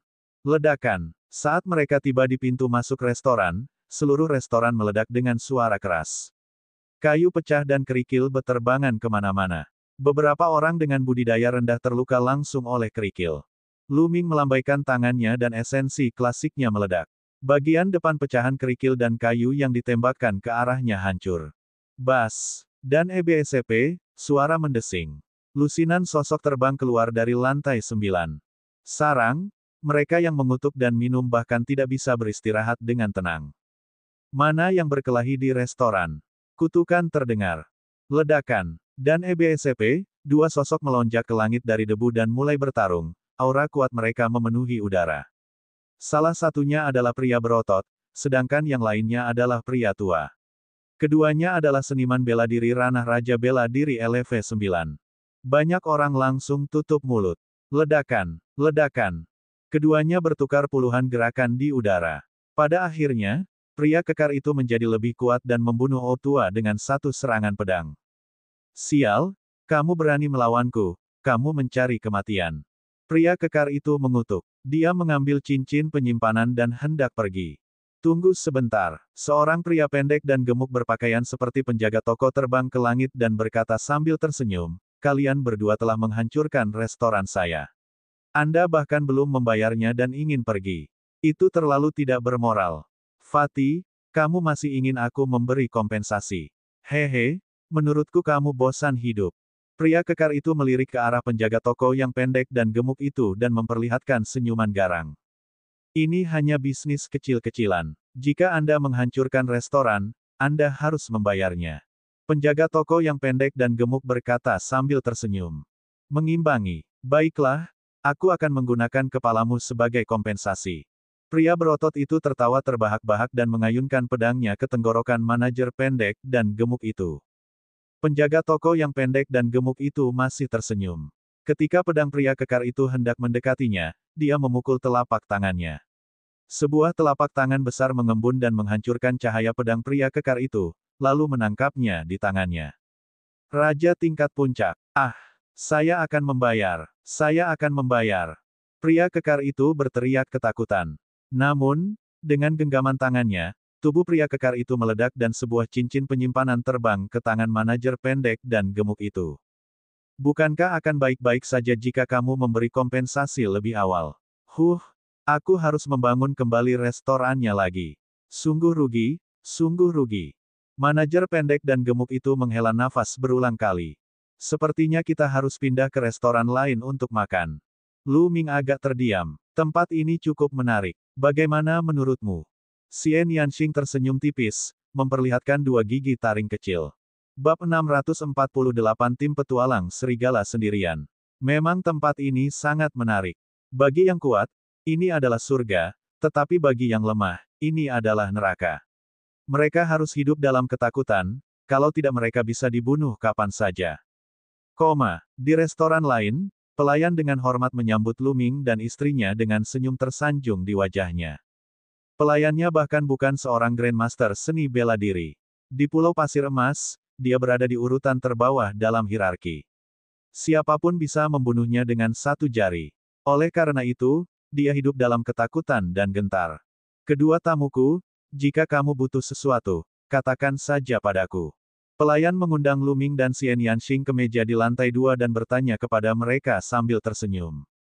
Beri kami anggur dan makanan saja. Lu Ming tersenyum dan memesan anggur dan hidangan dengan santai. Mohon tunggu sebentar, Pak, saya akan segera ke sana. Pelayan itu berbalik dan berlari kembali, tetapi dia tidak memperhatikan dan menabrak seorang pria bertubuh besar. Zhen Yuan pria besar itu bergetar, dan tubuh pelayan itu didorong mundur 5 atau 6 langkah, duduk di tanah. Nak, apakah kamu tidak punya mata? Kamu berani memukulku, menurutku kamu lelah hidup. Pria kekar ini hanya memiliki satu mata. Dia mengenakan penutup mata dan menatap tajam ke arah pelayan. Wajah pelayan itu langsung memucat, tanpa bekas darah. Dia berlutut di depan pria bermata satu itu dan mulai bersujud sambil berteriak, Tuanku, Tuanku, tolong selamatkan hidupku. Saya tidak melakukannya dengan sengaja. Tolong ampuni hidupku, Tuhanku. Pelayan itu bersujud dengan keras. Dia tidak berani menggunakan ki aslinya untuk membela diri, jadi dahinya mulai berdarah setelah beberapa pukulan. Namun dia tidak berani menghapusnya dan terus bersujud dengan putus asa. Hehe, luangkan kamu. Kamu berharap, karena kamu tidak memiliki mata saat berjalan, aku akan mencungkil matamu dan membuatmu benar-benar tidak memiliki mata. Pria bermata satu itu menunjukkan senyuman garang. Wajah pelayan itu pucat pasi dan dipenuhi keputusasaan. Di Pulau Pasir Emas, dengan tingkat budidayanya, jika ia menjadi buta, hanya kematian yang akan menunggunya. Tuanku, tolong lepaskan aku sekali ini saja. Pelayan itu dengan putus asa bersujud dan memohon. Hehe, pria bermata satu itu tetap bergeming, matanya bersinar dengan kilatan yang tidak menyenangkan. Salah satu matanya sendiri telah dicungkil. Sejak itu, dia terutama suka mencungkil mata orang lain. Dengan begitu, dia akan mendapat kesenangan untuk membalas dendam. Suara mendesing. Kedua jari pria bermata satu itu menusuk ke arah mata pelayan seperti kilat. Pria kekar ini telah mencapai level raja tingkat bawah sementara pelayan dan Wu Zong bahkan tidak ada di sana. Ada kesenjangan besar di antara mereka, dan mustahil bagi mereka untuk menghindarinya. Lu Ming mengerutkan kening dan mengangkat tangannya. Gelombang inti penting menyapu dan melilit Xiao R. Dia menariknya kembali dan menghindari serangan mata raksasa bermata satu itu. Pelayan itu ditarik ke sisi meja mereka oleh Lu Ming. Dia masih dalam keadaan shock dan seluruh tubuhnya gemetar. Pria bermata satu itu memandang ke arah Lu Ming dengan tatapan mengancam di matanya, terutama ketika dia melihat ke arah Xian Yanxing. Itu adalah ekspresi keinginan yang murni. Beraninya kamu ikut campur dalam bisnisku. Kamu pasti lelah hidup. Pria bermata satu itu tersenyum mengerikan dan berjalan menuju Lu Ming dan yang lainnya. Pelayan itu ketakutan. Namun, Lu Ming bahkan tidak memandang pria bermata satu itu. Dia mengambil gelasnya dan menyesapnya perlahan. Pria bermata satu itu berjalan menuju meja Lu Ming selangkah demi selangkah. Suaranya dipenuhi dengan niat membunuh. Nak, kamu beruntung hari ini. Kakak kita, Li, menyukai gadis kecil ini. Biarkan dia pergi dan minum bersamanya. Juga, hancurkan matamu dan kami akan membiarkan masalah ini berlalu. Kami akan mengampuni hidupmu. Bibir Luming membentuk senyuman dingin. Dia tahu bahwa target pria itu adalah Xian Yanxing. Begitu mereka naik ke atas, meja pria bermata satu itu sudah menatap Xian Yanxing dengan tatapan berapi-api. Kemudian, pria bermata satu itu berdiri dan berjalan mendekat. Ia sengaja berdiri di belakang pelayan hingga menyebabkan pelayan itu menabraknya. Semuanya dilakukan dengan sengaja oleh pria bermata satu itu. Dia hanya mencari alasan untuk menimbulkan masalah. Enyah. Luming menyesap anggur dan dengan dingin melontarkan kata, enyahlah. Wajah pria bermata satu itu berubah, dan ekspresinya menjadi semakin garang. Nak, aku ingin mengampuni nyawamu, tapi kamu hanya mencari kematian. Suara mendesing. Dengan itu, jari pria bermata satu itu seperti pedang, menusuk ke arah mata Luming. Pemberitahuan untuk penyebutan kata LV, itu artinya level. Lalu, terdengar jeritan nyaring. Tentu saja, bukan Luming yang berteriak, tapi pria bermata satu. Luming menjentikkan jarinya dan sinar tombak bersinar, membutakan mata pria bermata satu lainnya. Pria bermata satu itu menutup matanya dengan telapak tangannya, darah mengalir dari wajahnya. Dia mengeluarkan raungan dan jeritan seperti binatang buas. Ah, bunuh, bunuh, kecil, aku akan membunuhmu, aku akan membunuh seluruh keluargamu. Pria bermata satu itu meraung dan menerkam Luming seolah dia sudah gila. Saat berikutnya, tubuh pria bermata satu itu terbang keluar jendela restoran dan terjatuh dengan keras di jalan di luar restoran. Tangisannya berhenti tiba-tiba. Pria bermata satu itu sudah mati. Ledakan, ledakan, ledakan. Di meja dekat jendela, tiga pria kekar tiba-tiba berdiri, memancarkan aura kuat dan dingin, menyebabkan suhu di restoran turun tajam, seolah-olah sedang musim dingin.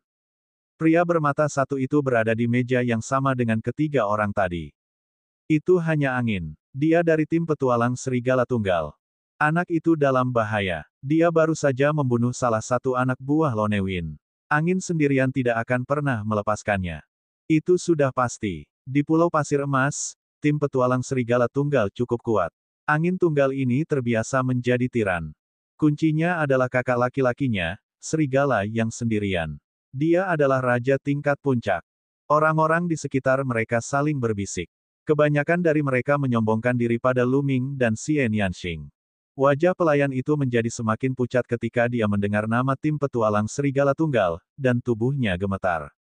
Sudah berakhir, sudah berakhir. Tuan muda, cepat pergi, cepat pergi. Jangan pedulikan aku. Aku hanya hidup yang tidak berharga. Jangan kehilangan nyawamu karena aku. Kata pelayan itu dengan suara gemetar. Luming tersenyum tipis. Pelayan ini cukup baik hati. Dia jelas sangat ketakutan tetapi dia tetap meminta Luming dan yang lainnya pergi. Jangan khawatir. Luming tersenyum tipis, ekspresinya tenang.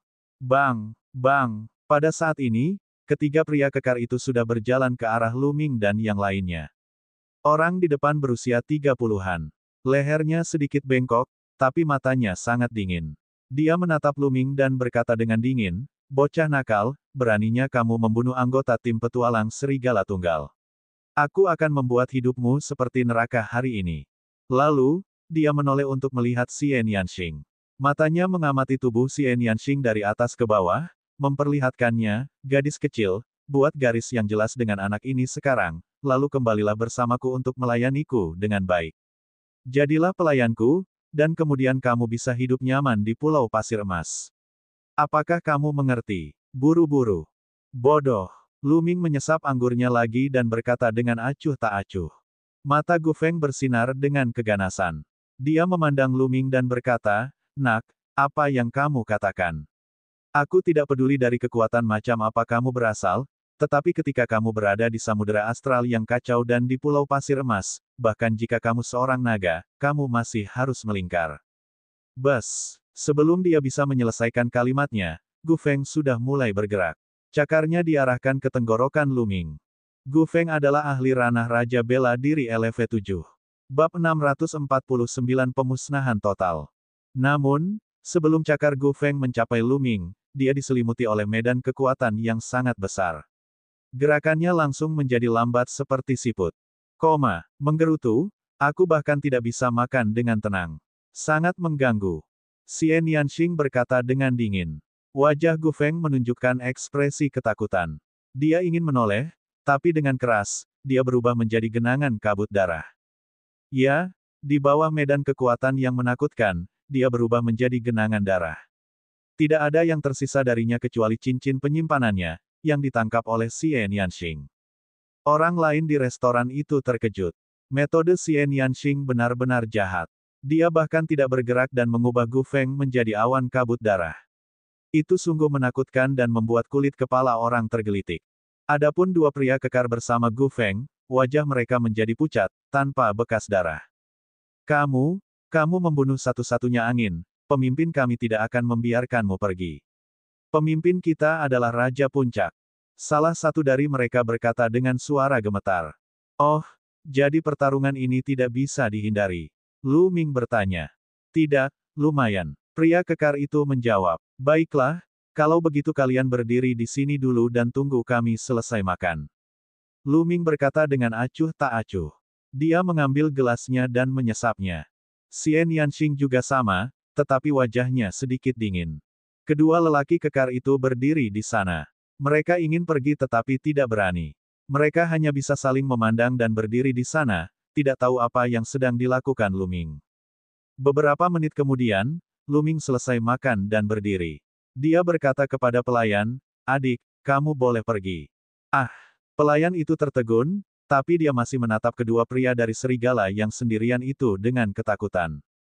Jangan khawatir. Mulai sekarang, tidak akan ada tim petualang serigala sendirian di Pulau Pasir Emas. Lu Ming tersenyum tipis. Yang lainnya terkejut. Apa maksud Lu Ming? Mereka dengan cepat mengerti.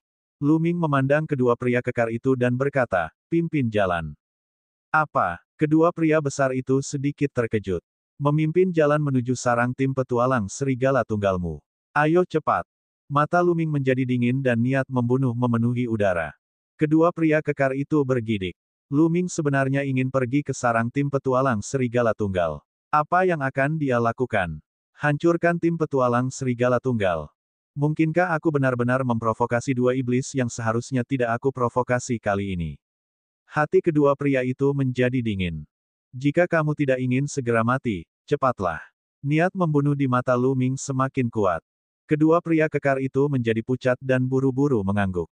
Tidak peduli apapun, mereka akan menyerahkan masalah ini kepada komandan resimen mereka, Serigala Tunggal.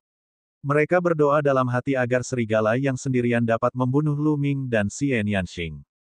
Dengan dua pria kekar memimpin, Lu Ming dan Xie Nianxing menuju markas tim petualang serigala tunggal.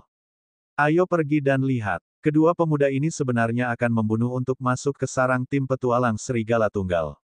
Ini terlalu mengejutkan. Mereka pasti berhak untuk percaya diri. Kali ini, tim petualang serigala tunggal kemungkinan besar telah berhasil. Saya mendengar bahwa baru-baru ini, banyak pemuda jenius dari Gurun Timur memasuki Samudera Astral yang kacau untuk berlatih. Kemungkinan besar keduanya adalah orang-orang jenius. Sepertinya saya harus tetap low profile saat melihat anak muda akhir-akhir ini. Orang-orang lain di restoran berdiskusi sambil mengikuti Lu Ming dan yang lainnya. Setelah orang lain di jalan mengetahui kebenarannya, mereka juga mengikuti. Tak lama kemudian, ratusan orang mengikuti di belakang. Ada banyak tim petualang di Samudera Astral yang kacau balau. Tim petualang ini biasanya memasuki beberapa tempat berbahaya untuk mengambil resiko dan mencari harta karun. Namun, sebagian besar tim petualang bekerja sebagai penjaga tim pedagang dan mendapatkan uang. Kamar Dagang Api telah merekrut tim petualang sebelumnya. Markas tim petualang Serigala Tunggal berada di Gunung 3000 mil sebelah barat kota. Apa yang sedang terjadi? Serangan musuh. Ketika Lu Ming dan yang lainnya tiba, teriakan nyaring terdengar dari sarang tim petualang Serigala Tunggal. Lu Ming berbalik dan mengerti. Ada ratusan orang di belakang mereka. Tidak mengherankan jika tim petualang serigala yang sendirian berteriak ketakutan. Bas! Dan EBSP, suara mendesing. Saat berikutnya, seberkas cahaya melintas di pegunungan. Lebih dari 100 orang muncul di depan Lu Ming dan yang lainnya. Pemimpin kelompok itu adalah seorang pria parubaya dengan wajah muram dan tatapan mata yang kejam. Pemimpin, tolong. Mereka berdua, bunuh kakak Li. Kedua pria kekar di depan Lu Ming berteriak. Pria kekar yang memimpin adalah pemimpin tim petualang Serigala Tunggal, Serigala Tunggal. Apa? Kakak kedua sudah meninggal. Dalam sekejap, mata Lone Wolf menjadi merah.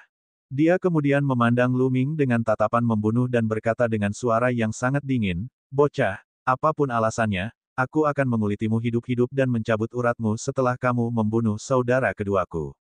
Juga, aku akan memberimu hadiah kepada saudara-saudaraku.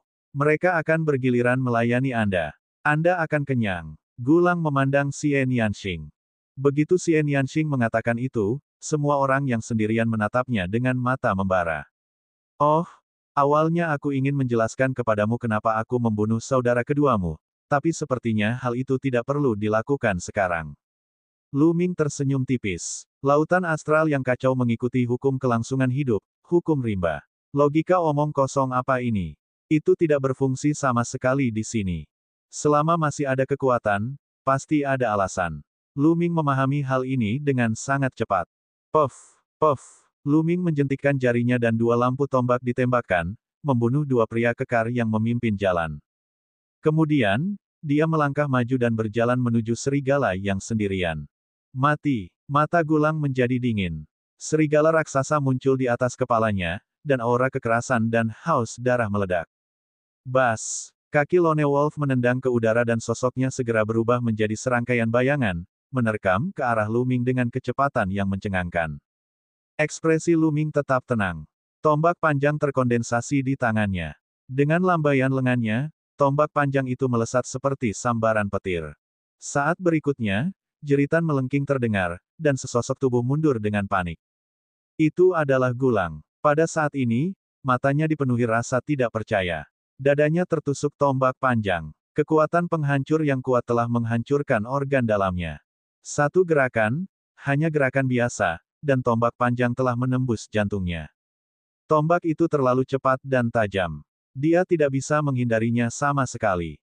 Dentang. Kekuatan tombak yang sangat besar membuat serigala terbang beberapa ribu meter dan memakukannya ke tebing gunung. Serigala sendirian, mati. Orang-orang yang datang untuk menonton tercengang dan kaget. Kekuatan tempur Lu Ming telah melampaui ekspektasi semua orang. Dia terlalu kuat. Serigala yang sendirian benar-benar tidak berdaya di tangannya. Siapa orang ini? Mungkinkah dia menjadi talenta terbaik dalam daftar 1000 talenta terbaik di wilayah Tandus Timur? Saya tidak tahu namanya. Serangkaian diskusi yang mengejutkan terdengar. Di sisi lain, anggota tim petualang Serigala Tunggal tampak ketakutan. Pemimpin mereka, Raja Tingkat Puncak, terbunuh dalam satu gerakan. Berlari. Segera, orang-orang itu berbalik dan lari. Jangan pernah berpikir untuk pergi. Xie Nianxing melangkah ke udara dan menekan telapak tangannya. Medan kekuatan iblis langit meledak, dan sekitar 100 petualang serigala semuanya diselimuti olehnya. Kekuatan pemotongan destruktif dihasilkan, dan pada saat berikutnya, sekitar 100 orang terbunuh. Mayat mereka jatuh ke tanah seperti hujan. Adapun cincin penyimpanannya, semuanya diambil oleh Xie Nianxing. Bab 650 Tahap Pertempuran Kehidupan. Terdengar suara kaget. Orang-orang yang menyaksikan pertempuran itu membelalak karena terkejut. Di samudera astral yang kacau, wajar jika orang mati sepanjang waktu. Mereka dikejutkan oleh kekuatan Lu Ming dan Xie Nianxing. Salah satu dari mereka telah membunuh Raja Tingkat Puncak dengan satu gerakan. Dengan lambaian tangannya, dia telah membunuh ratusan ahli, termasuk banyak ahli alam Raja Bela Diri LV 9 tingkat atas. Kekuatan keduanya sangat mengejutkan. Mereka yang pada awalnya mendambakan kecantikan Xie Nianxing merasakan hawa dingin di hati mereka. Mereka diam-diam senang karena mereka tidak bergerak. Kalau tidak, merekalah yang akan mati. Sekarang, mereka tidak lagi memandang Xie Nianxing dengan api dan keserakahan di mata mereka. Yang ada hanya ketakutan dan ketakutan. Lu Ming mengalihkan pandangannya ke kerumunan. Dia bisa melihat ekspresi semua orang. Lu Ming memiliki pemahaman yang lebih dalam tentang kata, samudra astral yang kacau balau. Chaotic Astral Ocean, jika kamu berhati lembut, maka semua orang akan menindasmu. Namun, jika metode seseorang lebih kejam dan brutal dibandingkan metode lainnya, maka semua orang akan takut padanya. Sosok Lu Ming berkedip-kedip dan dia melahap esensi darah semua anggota tim petualang Serigala Tunggal. Ayo pergi. Lalu, dia pergi bersama Xie Nianxing. Segera, keduanya kembali ke kota. Mereka berdua berencana mencari penginapan terlebih dahulu untuk ditinggali, lalu membeli peta samudera astral yang kacau balau. Setelah itu, mereka akan mencari tempat yang cocok untuk pergi dan berlatih. Ketika keduanya kembali ke kota, mereka melihat banyak orang terbang ke satu arah. Pergi ke platform pertarungan kehidupan. Raja Neraka telah mengambil tindakan lagi. Kudengar lawannya kali ini adalah monster tua Qichan. Apa, Raja Neraka dan monster tua Qichan akan saling bertarung? Sudah bertahun-tahun sejak monster tua Qichan bertarung. Ayo pergi dan lihat. Pertempuran ini pasti akan spektakuler. Satu demi satu sosok dengan cepat terbang ke satu arah. Tahap pertarungan hidup. Lu Ming dan Xie Nianxing sama-sama tercengang sekaligus penasaran. Dari kelihatannya, itu adalah pertarungan antara dua ahli. Pakar macam apa yang bisa menarik begitu banyak orang untuk menonton? Ayo pergi dan lihat. Xie Nianxing memandang Lu Ming. Aku juga memikirkan hal yang sama. Lu Ming tersenyum. Kemudian, mereka berdua mengikuti kerumunan itu dan berjalan ke depan. Tak lama kemudian, mereka sampai di depan sebuah gedung besar. Bangunan itu bulat dan besar. Ketika mereka sudah dekat, mereka mendengar sorakan dan jeritan keras. Mungkinkah pertarungan sudah dimulai? Kita tidak boleh terlambat, kan? Ayo cepat masuk. Banyak orang terbang ke pintu masuk gedung. Membayar tagihan penuh, 200 kristal roh kualitas terbaik per orang. Di pintu gerbang, ada penjaga yang menghentikan massa dan berteriak. Ini adalah kristal spiritualku, ambillah. Banyak orang membayar kristal spiritual dan bergegas masuk ke dalam gedung. Namun, jumlah orangnya terlalu banyak dan mereka harus antri. Ada begitu banyak orang di sini. Tampaknya Raja Yama dan monster tua Qichan bukanlah orang biasa. Lu Ming berpikir dalam hatinya. Setelah beberapa saat, giliran mereka dan mereka masuk. Bagian dalam bangunan itu berbentuk lingkaran. Di tengahnya ada panggung pertarungan besar yang panjang dan lebarnya beberapa mil. Di sekelilingnya ada stand melingkar. Ada lebih dari 100 level, dan setidaknya beberapa ratus ribu orang dapat duduk di sana. Setelah mereka berdua masuk, mereka menemukan setidaknya ada 100.000 orang duduk di tribun. Arena pertempuran itu kosong. Tidak ada seorang pun di sana, hanya genangan darah.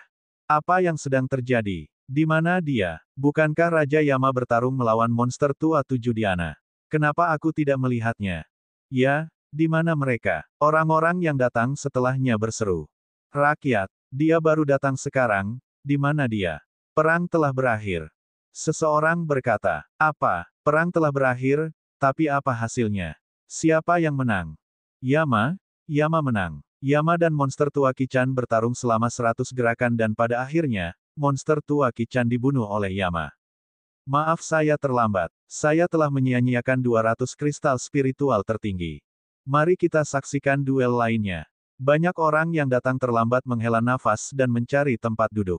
Tuan Muda Lu, terima kasih, Nona Muda. Tiba-tiba, Lu Ming mendengar tangisan pelan. Luo Xin. Dia berbalik dan melihat seorang wanita muda berjalan ke arahnya. Itu adalah Luo Xin. Selain Luo Xin, ada dua orang lainnya. Salah satunya adalah Chen Zhao, dan yang lainnya berusia 30-an. Dia memiliki sosok kekar dan tampak mirip dengan Chen Zhao. Nona Luo, Lu Ming mengungkapkan senyuman. Tuan Muda Lu, Nyonya Xie, sungguh suatu kebetulan. Apakah Anda di sini untuk menyaksikan pertempuran di platform pertempuran yang ditakdirkan? Petik 2. Luo Xin berkata sambil tersenyum. Itu benar, tapi sepertinya aku melewatkannya. Kata Lu Ming. Itu benar. Hell King adalah pakar terkemuka yang bangkit baru-baru ini. Dia tidak pernah kalah dalam pertarungan di level Raja tingkat puncak dan telah memenangkan 19 pertarungan berturut-turut. Dengan pertarungan ini, dia telah memenangkan 20 pertarungan berturut-turut. Adapun ketujuh tetua Zen, dia telah hidup selama hampir 800 tahun dan telah berkultivasi selama bertahun-tahun. Kekuatan bertarungnya juga sangat menakutkan, dan dia hampir tak tertandingi di antara para raja tingkat puncak. Dia juga memenangkan 19 kemenangan berturut-turut di platform pertarungan kehidupan, dan banyak orang menantikan pertarungan mereka. Saya tidak menyangka pertempuran ini akan terjadi begitu tiba-tiba. Sayang sekali kami melewatkannya. Luo Xin berkata, juga menunjukkan sedikit rasa kasihan. Pertarungan antara raja tingkat puncak, 19 kemenangan berturut-turut. Petik 2. Lu Ming juga memperlihatkan ekspresi tertarik. Tuan Muda Lu, Nyonya Xie, pasti ada pertempuran lain yang akan datang. Ayo cari tempat untuk duduk, kata Luo Xin. Kemudian, mereka menemukan tempat kosong dan duduk. Di sampingnya, wajah Chen Zhao muram dan dia tidak mengatakan apa-apa. Bas, pada saat ini, sesosok tubuh bergegas kering pertempuran. Itu adalah lelaki tua botak, dan aura ahli alam Raja Bela Diri LV7 terungkap sepenuhnya. Siapa yang ingin melawanku? Orang tua itu berteriak. Aku di sini untuk membunuhmu. Seorang pria botak bergegas naik ke panggung, juga mengungkapkan budidaya kerajaan bela diri LV7 miliknya. Haha, benarkah? Cincin penyimpananmu adalah milikku. Orang tua itu mencibir. Seharusnya aku yang mengatakan itu. Saya menyukai cincin penyimpanan Anda. Pria botak itu juga mencibir. Sebuah pedang muncul di tangannya dan dia menyerang lelaki tua botak itu. Orang tua botak itu mengeluarkan batang besi dan menyambut serangan itu. Ledakan, ledakan. Keduanya terlibat dalam pertempuran sengit. Namun, setelah beberapa lusin gerakan, lelaki tua botak itu lebih unggul. Haha, mati. Orang tua botak itu tertawa sambil mengayunkan tongkat besinya ke arah pria botak itu seperti badai. Pria kekar botak itu terus mundur. Setelah lebih dari 10 gerakan, lelaki tua botak itu memukul dada lelaki kekar botak itu dengan tongkatnya. Pria kekar botak itu menjerit kesakitan, dan serangkaian suara retakan tulang keluar dari tubuhnya. Dia dikirim terbang kembali dan jatuh di ring pertempuran, darah muncrat dari mulutnya. Saya mengaku kalah, saya mengaku kalah. Pria botak itu meraung. Akui kekalahan. Sudah terlambat untuk mengaku kalah sekarang, mati. Pria botak itu meraung dan terbang. Batang besi itu menghantam kepala pria botak itu, dan otak pria botak itu langsung meledak, mati di tempat. Haha, cincin penyimpanan itu milikku. Orang tua botak itu meletakkan cincin penyimpanan pria botak itu dan tertawa. Bab 651 Taruhan Seumur Hidup. Kenapa kamu begitu bahagia? Cincin penyimpananmu adalah milikku. Dengan mendengus dingin, seorang Ovei tua naik ke arena pertarungan. Ou tua mengenakan jubah merah cerah, dan auranya berada di ranah Raja Bela Diri LV7. Itu bunga merah nenek. Dia akan segera bergerak. Dia adalah orang kejam yang telah memenangkan 5 ronde berturut-turut di ranah Raja Bela Diri ke-50-57. Itu benar. Dia hanya bertindak ketika dia melihat panennya bagus. Orang tua botak itu baru saja memperoleh cincin penyimpanan ahli bela diri tingkat Raja Bela Diri LV7. Sekarang, selama kita membunuh lelaki tua botak itu, kita akan bisa mendapatkan 2 cincin penyimpanan. Mari kita lihat apakah lelaki tua botak itu berani menerima tantangan itu. Setiap kali nenek bunga merah bertarung, lawannya akan mati mengenaskan. Begitu kamu naik ke atas panggung, ledakan seru datang dari sekitar. Nenek bunga merah. Di arena pertarungan, ekspresi lelaki tua botak itu juga banyak berubah. Mati. Wajah nenek bunga merah menjadi dingin, dan niat membunuhnya menyebar. Dia akan menyerang. Tunggu sebentar. Tunggu sebentar. Aku mengaku kalah. Aku tidak ingin bertarung. Orang tua botak itu dengan cepat memanggil. Jangan berkelahi. Wajah nenek bunga merah menjadi gelap, serahkan 200.000 kristal spiritual tertinggi. Kamu sangat tidak punya nyali. Penatua botak itu mengeluarkan 200.000 kristal spiritual dari cincin penyimpanannya dan menyerahkannya kepada nenek bunga merah. Kemudian, dia meninggalkan arena pertarungan dan terbang ke tribun. Apakah ada orang yang ingin melawanku? Bunga merah nenek menyingkirkan kristal spiritual dan melihat sekeliling. Namun, tidak ada seorang pun yang naik. Bunga merah nenek adalah ahli bela diri tingkat Raja Bela Diri LV7 yang sangat kuat dan hanya memiliki sedikit lawan. Siapa yang ingin pergi ke sana dan mati? Setelah menunggu beberapa saat dan melihat tidak ada yang naik, nenek bunga merah pun meninggalkan ring pertarungan. Yah, itu cukup menarik. Nona Luo, apa aturan tahap pertarungan hidup ini? Petik 2. Lu Ming bertanya pada Luo Xin. Tuan Muda Lu, ini pertama kalinya Anda ke sini. Itu normal jika Anda tidak mengetahuinya. Biarkan saya menjelaskannya untuk Anda. Luo Xin tersenyum tipis dan berkata, seperti namanya, ini adalah tahap pertarungan hidup. Anda bertarung dengan hidup Anda. Selama Anda berada di panggung pertempuran, itu adalah pertaruhan hidup. Pemenang akan memenangkan semua barang milik pihak lain. Yang kalah tidak hanya akan kehilangan nyawanya, tapi juga seluruh harta bendanya. Semua cincin penyimpanannya akan menjadi milik pihak lain. Lu Ming menjelaskan. Lalu bagaimana orang tua botak itu bisa mengaku kalah? Lu Ming bertanya. Ada aturan di platform pertempuran yang ditakdirkan. Mereka yang tingkat budidayanya lebih tinggi tidak dapat menantang mereka yang tingkat budidayanya lebih rendah.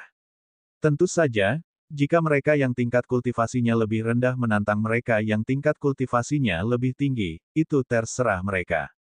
Begitu Anda berada di platform pertempuran yang ditakdirkan dan seseorang menantang Anda harus menerima tantangan tersebut. Namun, Anda bisa mengakui kekalahan sebelum pertarungan dimulai. Selama Anda menyerahkan sejumlah kristal spiritual tertinggi kepada lawan, Anda dapat melewati pertempuran. Baru saja, ketika nenek bunga merah menantang si tua botak tahu bahwa dia bukan tandingannya.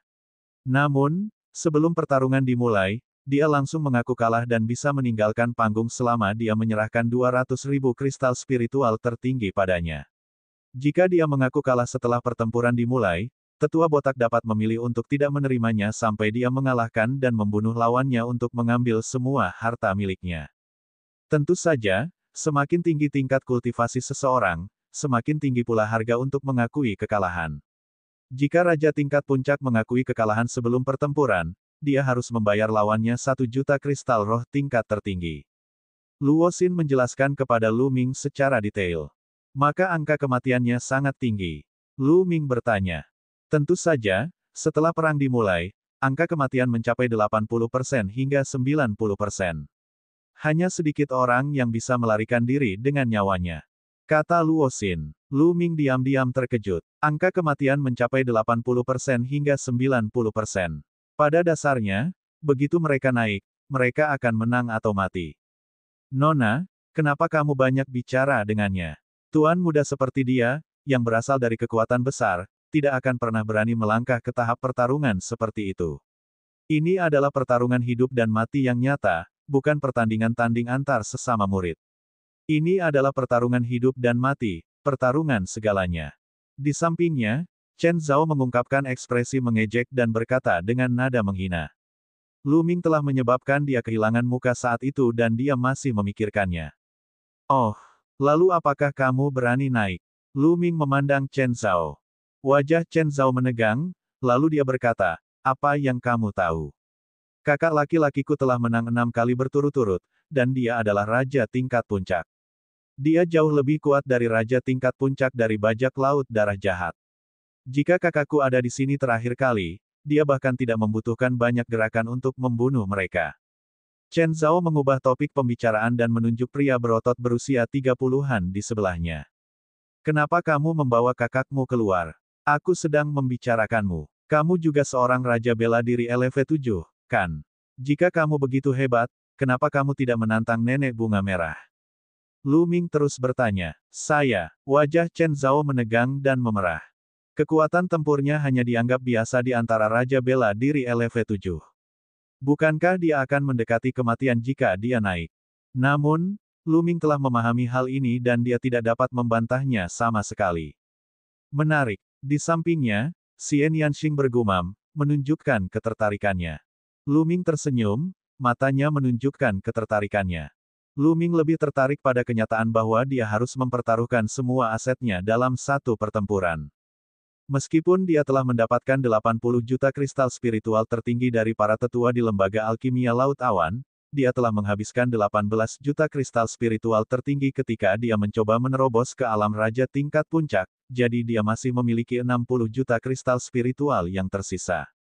Lebih dari 60 juta sepertinya banyak. Faktanya, itu masih jauh dari cukup bagi Lu Ming. Di masa depan, kristal roh ini tidak akan cukup untuk menembus tingkat samudera spiritual. Alam lautan roh adalah untuk membuka lautan roh. Lautan Zhen Yuan, energi yang dibutuhkan terlalu banyak. Jumlah yuan sejati yang dapat disimpan oleh seniman bela diri spiritual tingkat samudera tingkat pertama lebih dari 10 kali lipat dari raja tingkat puncak, atau bahkan lebih. Lu Ming membutuhkan 18 juta kristal spiritual tertinggi untuk menerobos ke alam raja tingkat puncak. Lu Ming memperkirakan bahwa dia akan membutuhkan setidaknya 300 juta kristal spiritual tertinggi untuk membuka alam laut roh. Ini adalah perkiraan yang konservatif. Faktanya, dia mungkin membutuhkan lebih banyak. Dia masih jauh dari 300 juta kristal spiritual tertinggi. Oleh karena itu, dia perlu mengumpulkan lebih banyak kristal spiritual tertinggi. Tahap pertarungan hidup ini adalah saluran yang bagus. Selain itu, ia juga bisa melatih teknik seni bela diri dan melahap esensi darah lawannya untuk meningkatkan kualitas garis keturunannya. Itu membunuh dua burung dengan satu batu. Pandangan Lu Ming beralih ke platform pertarungan kehidupan. Pada saat ini, orang lain melangkah ke udara dan melangkah ke platform pertempuran yang ditakdirkan. Auranya menyebar tanpa syarat apapun. Raja tingkat puncak. Ini adalah Raja tingkat puncak. Suasana di aula menjadi hidup kembali. Prajurit tingkat samudera spiritual jarang berpartisipasi dalam pertarungan perjudian semacam ini, dan puncak tingkat raja berdiri di puncak tingkat raja. Setiap pertempuran akan menarik minat banyak seniman bela diri. Siapa yang ingin melawanku? Raja tingkat puncak ini adalah seorang pria kekar berusia 40-an, dan dia melihat sekeliling. Aku akan melakukannya. Seorang lelaki tua berambut putih melangkah ke ring pertarungan dan berdiri di hadapan pria kekar itu. Tanpa basa-basi lagi, keduanya mulai bertengkar. Ki yang kejam menyebar ke segala arah dan sangat menakutkan. Namun, layar cahaya muncul di sekitar ring pertempuran dan memblokir Ki. Terlihat jelas bahwa ring pertarungan diukir dengan formasi prasasti yang kuat untuk mencegah penonton terluka. Pertarungan berlangsung sengit, dan kedua raja tingkat puncak itu tidaklah lemah. Mereka tidak lebih lemah dari pria berwajah bekas luka dari darah bajak laut Vien. Itu benar, tanpa kekuatan tempur yang kuat, seseorang tidak akan berani melangkah ke platform pertempuran yang ditakdirkan, jika tidak, ia akan mendekati kematian. Bab 652 Chen Dao. Namun, setelah lebih dari 20 gerakan, tetua berambut putih itu tiba-tiba meledak dan membunuh pria paruh baya itu dalam satu gerakan, merebut cincin penyimpanannya. Dia sangat kuat. Apakah orang tua ini adalah master penyu spiritual di Pulau Penyu Emas? Petik 2. Itu dia. Saya tidak menyangka dia berada di Pulau Pasir Emas. Tidak heran dia begitu kuat. Master penyu spiritual telah membudidayakan secara tertutup selama bertahun-tahun. Kekuatan tempurnya tidak dapat diduga. Saya ingin tahu siapa yang akan menantangnya selanjutnya. Gelombang diskusi terdengar di sekitarnya. Sage penyu spiritual ini tidak buruk. Lu Ming mengangguk. Dia tahu bahwa ledakan kekuatan tiba-tiba dari Lord Turtle adalah teknik rahasia yang dapat meningkatkan kekuatan tempurnya, yang cukup bagus untuk para raja tingkat puncak. Tidak buruk. Hehe, kata-kata yang besar sekali, kamu terdengar sangat kuat. Di sampingnya, Chen Zhao menunjukkan senyuman menghina. Lu Ming terdiam. Apakah orang ini gila? Bukankah hanya karena dia tidak mengambil tindakan saat itu? Setelah itu, dia mengincarnya dengan segala cara. Lu Ming mengabaikan orang yang berpikiran sempit dan bahkan tidak memandang Chen Zhao. Melihat Lu Ming mengabaikannya, ekspresi Chen Zhao menjadi lebih buruk. Siapa yang ingin melawanku? Guru penyu spiritual melihat sekeliling, dan untuk sesaat, tidak ada yang berbicara. Hehe, sepertinya tidak ada yang akan bertarung. Guru penyu spiritual mencibir. Aku akan melakukannya. Pada saat ini, kakak laki-laki Chen Zhao berdiri di sampingnya, dan aura kuat terpancar darinya. Kakak laki-laki Chen Zhao dipanggil Chen Dao. Chen Dao mengambil langkah maju dan muncul di platform pertarungan kehidupan. Itu Chen Dao. Chen Dao akan bertarung. Ini akan menjadi menarik. Chen Dao telah menang 7 kali berturut-turut. Dia sangat kuat dan merupakan salah satu jenderal kamar dagang api. Kalau dia melawan Master Spiritual Turtle, haha, pasti intens. Kemunculan Chen Dao membuat banyak orang heboh. Kakak sudah mulai bergerak. Mata Chen Zhao berbinar. Dia kemudian melihat ke arah Lu Ming dan berkata, Lu Ming, mari kita tunggu dan lihat. Mari kita lihat seberapa kuat kakakku. Mari kita lihat seberapa kuatnya seorang raja tingkat puncak. Namun, dia menyadari bahwa Lu Ming telah mengabaikannya lagi. Hal ini membuatnya agak tertekan. Anak muda, kamu punya nyali. Anda berani menantang saya. Petik 2. Guru penyu spiritual memandang Chen Dao dan berkata dengan dingin. Apakah kamu akan bertarung atau menyerah? Jawaban Chen Dao sederhana namun penuh percaya diri. Kata-kata yang besar. Saya telah mengasingkan diri selama beberapa dekade. Anak-anak muda saat ini semakin sombong. Izinkan saya mengajari Anda cara menghormati orang yang lebih tua. Bang, begitu dia selesai berbicara, dia bergegas menuju Chen Dao secepat kilat. Di saat yang sama, aura kuat keluar dari tubuhnya. Itu adalah teknik rahasia semacam itu. Meskipun penyu spiritual itu sombong dan percaya diri, ia menggunakan kekuatan penuhnya saat menyerang. Ia tidak berani meremehkan lawannya. Mengetahui reputasinya dan masih berani menantangnya, bagaimana dia bisa menjadi lemah? Dia telah hidup selama ratusan tahun, dan dia sangat jelas tentang hal ini. Kekuatan tinju yang kuat dikirim ke arah Chen Dao. Namun, Chen Dao tidak bergerak sama sekali. Ketika kekuatan tinju dari penyu spiritual Sage mendekat, matanya tiba-tiba berbinar. Dia sudah pindah. Saat dia bergerak, itu berarti dia telah menghunus pedangnya. Cahaya pedang yang terang menyala, seolah-olah telah membelah ruang menjadi dua. Kekuatan tinju Lord Spiritual Turtle juga terbelah menjadi dua. Dia terkejut dan mundur dengan panik untuk menghindari pedangnya. Namun serangan Chen Dao baru saja dimulai. Membunuh.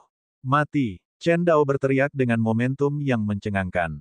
Cahaya pedang yang pucat menyala lagi, lebih kuat dan lebih tajam dari yang sebelumnya. Ia langsung menerobos kehampaan dan menebas ke arah penyu spiritual utama.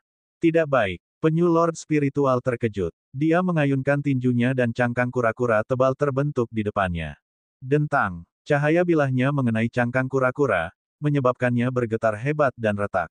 Sebelum Lord Spirit Turtle sempat mengambil nafas, Chen Dao telah melakukan serangan ketiga, diikuti serangan keempat, dan kelima.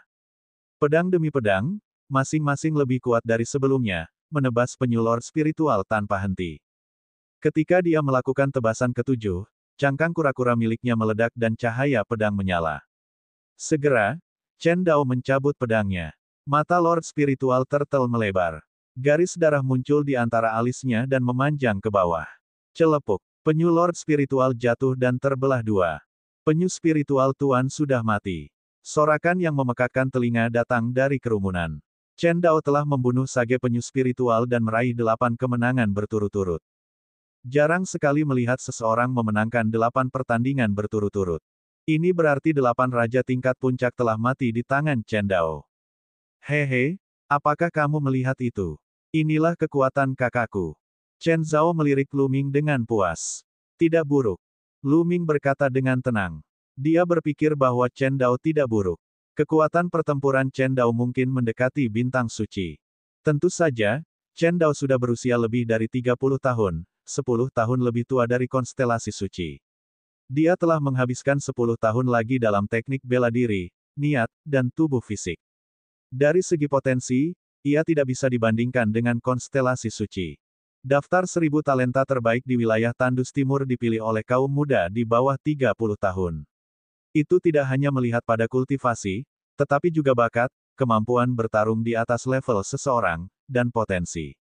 Beberapa kekuatan kuat memiliki sumber daya yang melimpah dan dapat menghasilkan sekelompok raja muda tingkat puncak, tetapi orang-orang ini tidak dapat masuk dalam daftar 1000 talenta teratas.